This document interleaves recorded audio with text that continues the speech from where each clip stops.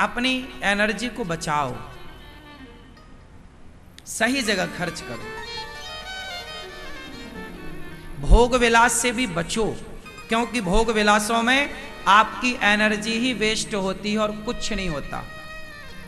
आपको लगता है कि बड़ा सुख मिल रहा है, मिलता नहीं है, आता नहीं है सुख, जाता है, जाता है। आप गवा रहे हैं, पा कुछ नहीं रहे हैं। पाने का तो केवल एक भ्रम है कि आपको सुख मिला, ये भ्रम है, मिलता नहीं है, केवल आपकी एनर्जी जाती है।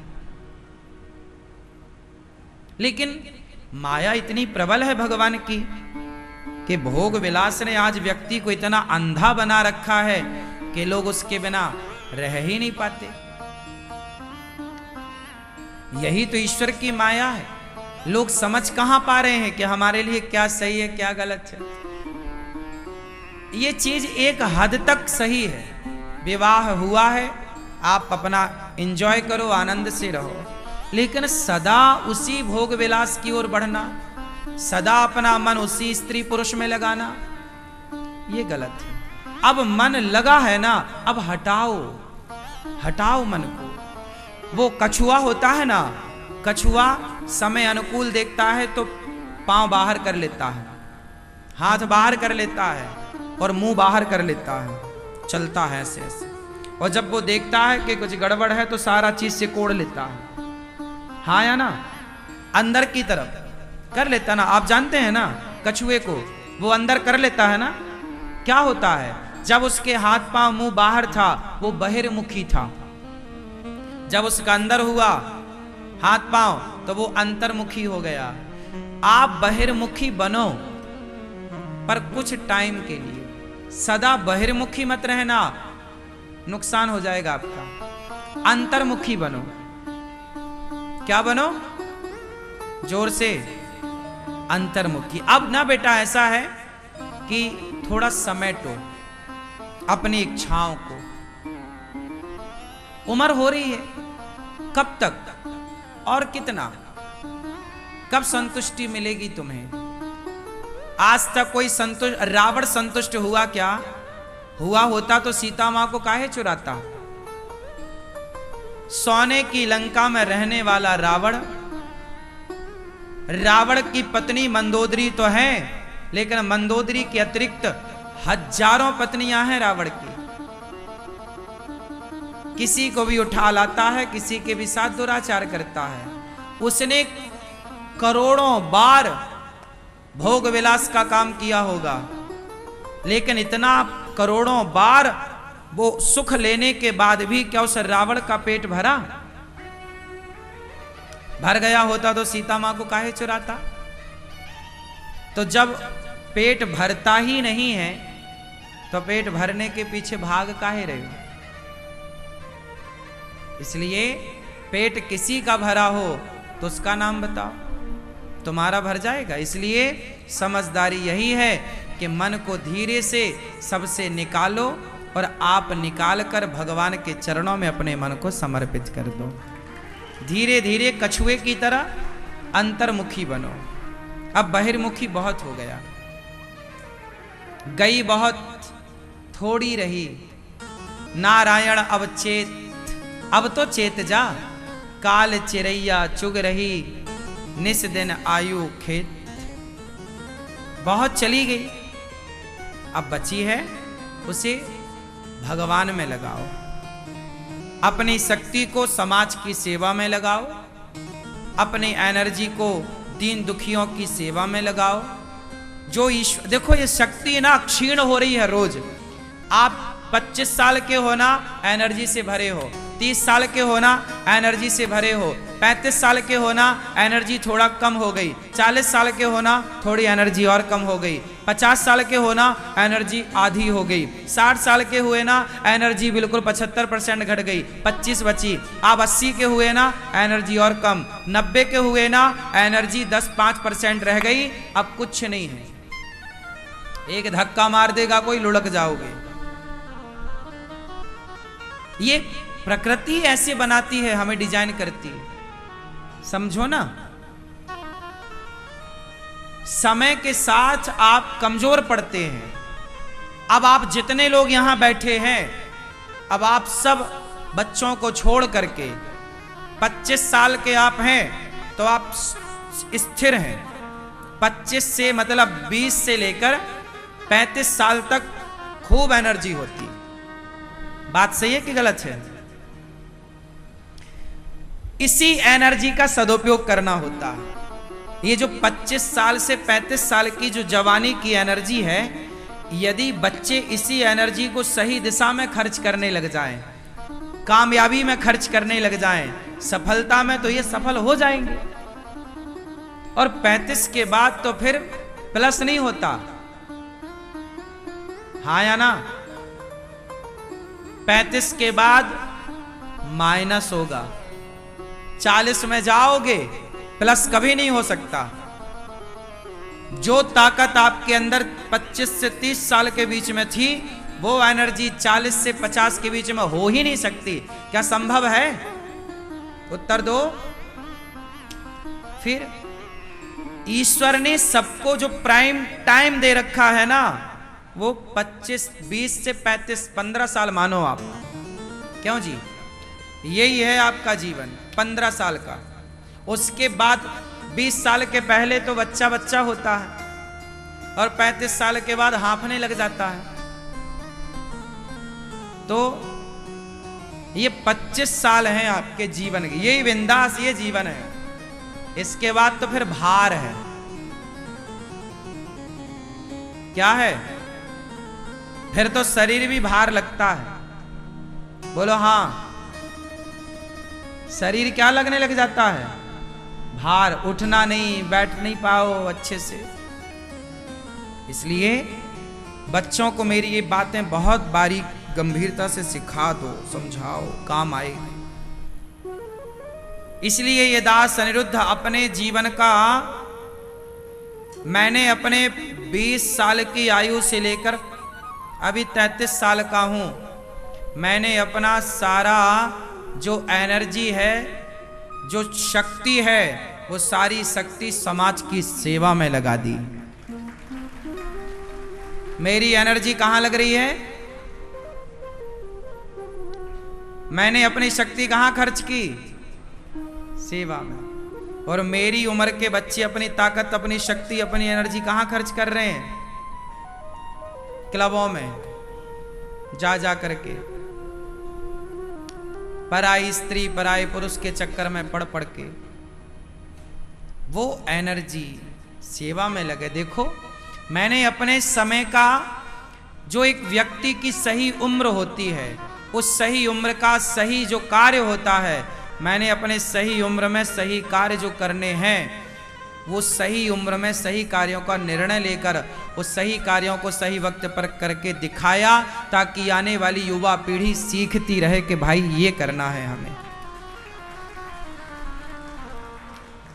मेरे जीवन के मैं आपको बताता यही हूं केवल इसलिए कि बच्चे सीखें कि हमारी एनर्जी कहां लगनी चाहिए, हमारी शक्ति का कहां उपयोग होना चाहिए। मैं काम करता हूं इतना सारा, जानते हो क्यों? क्योंकि इस उम्र में थकावट होती ही नहीं।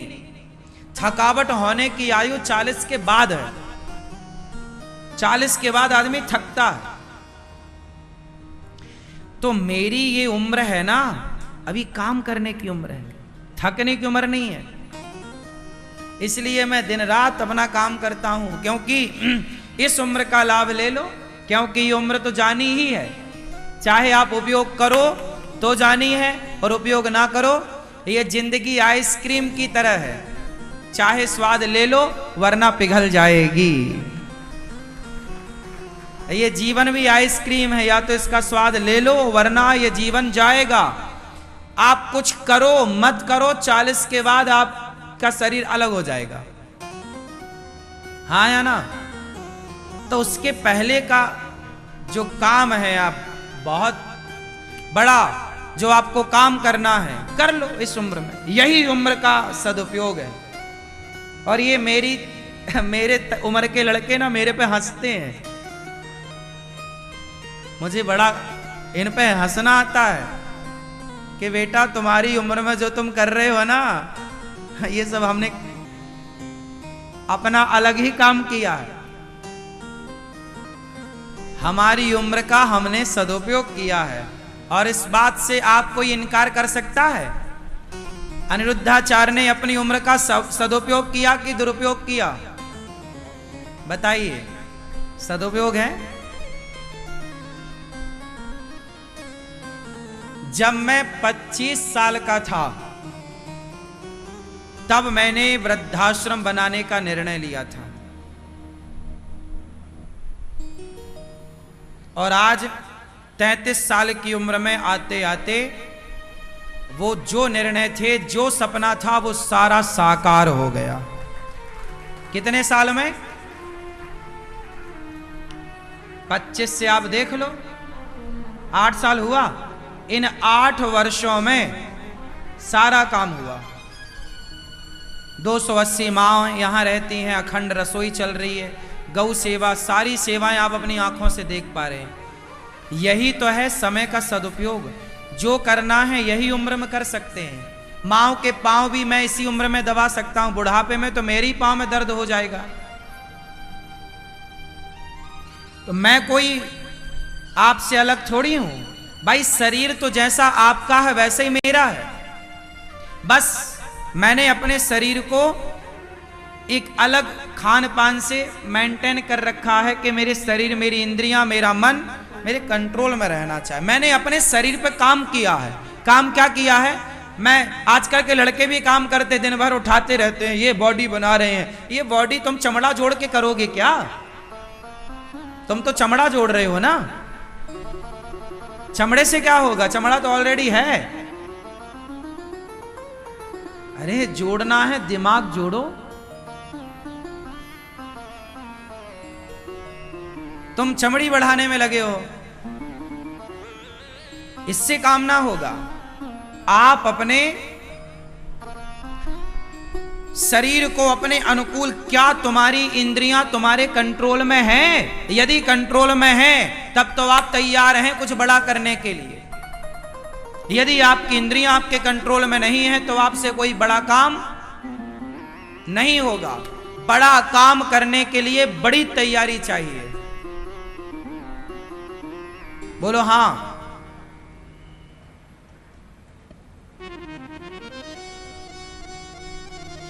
आजकल के लड़के शादी करते हैं, सीधा हनीमून में निकलते हैं। हाँ या ना? महीने 2 महीने तो पता ही नहीं होता कहां होते हैं। मेरा विवाह जब हुआ तो मेरे विवाह के पहले कथा लग चुकी थी, तारीख में दे चुका था कि आपके यहाँ के मैं कथा करूंगा। उस समय मैं गांव में जा करके कथाएं करता था। तो मेरे विवाह के पहले कथा लग चुकी थी, उसके बाद विवाह की तारीख फाइनल हुई। तो विवाह हुआ और विवाह के चौथे दिन मुझे जाना था। हाथ की मेहंदी नहीं छूटी, मैं अपने काम के लिए निकल गया। विवाह के कुछ ही दिनों में मैंने अपने काम को सबसे ऊपर रखा है। काम सबसे पहले।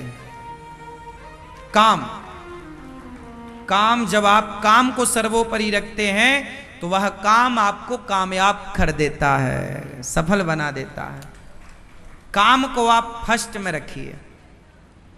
परिवार को भी आप रखिए, पर परिवार, यदि मैं काम और परिवार दोनों में यदि तुलना करूं तो परिवार को पहले रखना चाहिए। लेकिन मैं आपको सिर्फ ये बात बताना चाह रहा हूं कि मेरे जीवन में मैंने जिस उम्र में आज के लड़के अपना ऐशो आराम की जिंदगी में विश्वास करते हैं, उस समय मैंने सारे ऐशो आराम छोड़ के और अपनी मेहनत में ध्यान रखा, काम में ध्यान रखा। आज आप सबको अनिरुद्धाचार्य की सफलता दिख रही होगी, लेकिन अनिरुद्धाचार्य की सफलता के पीछे, इतने बड़े काम के पीछे जो संघर्ष है, जो मेहनत है, उसे देखने वाले लोग कम होते हैं। उसके पीछे की जो तपस्या है, उसके पीछे का जो त्याग है, उसके पीछे का जो बलिदान है, वो नहीं दिखता। जब आप इतना तपने को तैयार होंगे तब सफलताएं कदम चूमेंगी। सब कुछ करना पड़ता है। मुझे काम करने में कोई शर्म नहीं आती। मैं झाड़ू भी लगा लेता हूं, मुझे कोई शर्म नहीं है। मैं पोंछा भी लगा लेता हूं, मुझे कोई शर्म नहीं है। मैं भोजन बना भी लेता हूं, मुझे कोई शर्म नहीं है। मैं बर्तन भी धुल लेता हूं, मुझे कोई शर्म नहीं है। मैं अपनी माँ की साड़ी भी धुल सकता हूं, मुझे कोई शर्म नहीं है। मैं अपने पिता के पांव में तेल लगाकर मालिश भी कर सकता हूं, कोई शर्म नहीं है। मैं वृद्ध माओं के पांव दबाता हूं, मुझे कोई शर्म नहीं है। मेहनत करने में, काम करने में क्या शर्म।